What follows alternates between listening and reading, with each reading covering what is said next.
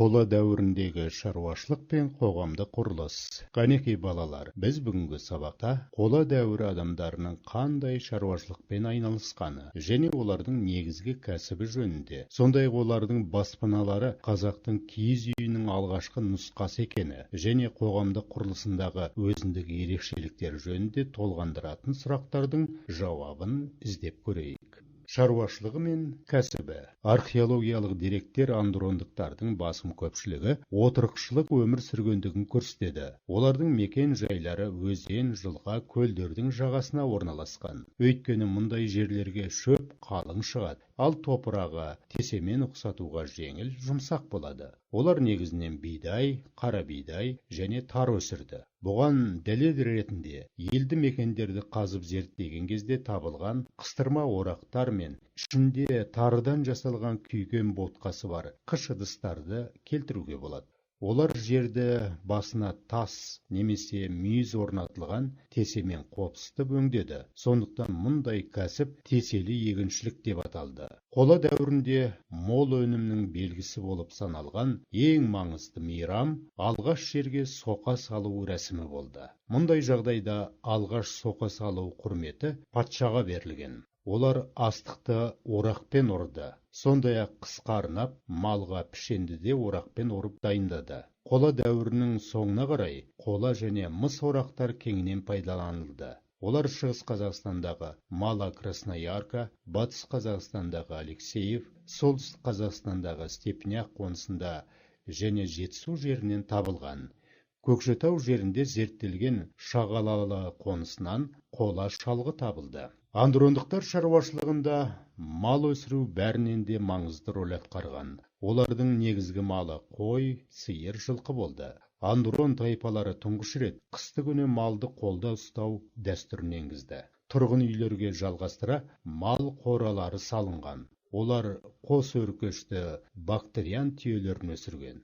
Түйе бейнелері жартасқа салынған. Андрондықтар мал өсірудің жаңа тәсілдерін қарастыра бастады. Осыған байланысты мал өсірудің жайлаулық тәсілі, яғни жартылай көшпелі мал шаруашылығы дүниеге келді. Жартылай көшпелі мал шаруашылығы деп қыста қыстауға, көктемде көктеуге, жазда жайлауға, күзде күзеуге көшіп қонып отыратын мал шаруашылығының түрін айтамыз. Көшпелі және жартылай көшпелі мал шаруашылығына байланысты малдың құрамы өзгерді. Ірі қара азайып, ал жылқы мен қойдың саны көбейді. Қола дәуірінде қой, жылқы түліктерінің көбеюі үй маңындағы бақташылықтан малды алысырақ көшіп қонып бағу әдісіне әкелді. Жалпы мал шаруашылығының дамуында жылқыны мініске үйретудің, күш көлік ретінде пайдаланудың орны ерекше болды. Қазақстанның түрлі аумақтарынан табылған ауыздықтар жылқының энеолит қола заманынан мініске, күш көлікке пайдаланғандығын көрсетеді. Қола дәуірінде жылқы жегінге ғана емес, міну үшін де пайдаланылды. Мұны Айдабол, Тастыбұлақ сияқты елді мекендерден табылған жылқы сүйектеріндегі ауыздықтың белгілері дәлелдейді. Андрондықтардың баспаналары. Қола дәуірінің қоныстары көбінесе өзендердің жағасында, кейде көл жағалауларында орналасты. Қоныстар әдетте 6-10 үйден, үлкендері 20 шақты үйден тұрды.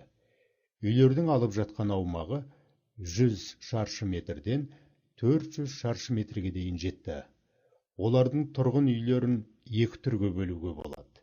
Біріншісі жартылай жертөле үйлер, екіншісі жер бетіне салынған үйлер. Жертөле үйлердің қабырғасы жартылай таспен қаланып шегенделетін. Төбесін жуан сырғауылдармен 4 жаппа етіп жауып, содан соң арасын қурай, шөп араласқан шыбықтармен шегендеп тастаған. Қоғамдық құрылысы. Қола дәуірінде мал шаруашылығы мен металлургияның жедел дамуы ер адамдардың еңбегін көп қажет еткендіктен қоғамда ерлердің рөлі жоғарылап, аталық отбасылық қатынас орнады. Яғни аналық ру матриархат орнына әкелік ру патриархат келді. Туысқандық енді әке жағынан тарай бастады. Әйелдердің өндірістегі рөлі төмендеп, олар тәуелділік қалыпқа түсті. Андрондықтар қоғамда барлық істі халық жиналысы шешіп отырды. Кейінгі қола кезеңіне қарай отбасылық қауымдар бөлшектеніп, нәтижесінде алғашқы қауымдық құрылыс ыдырай бастады.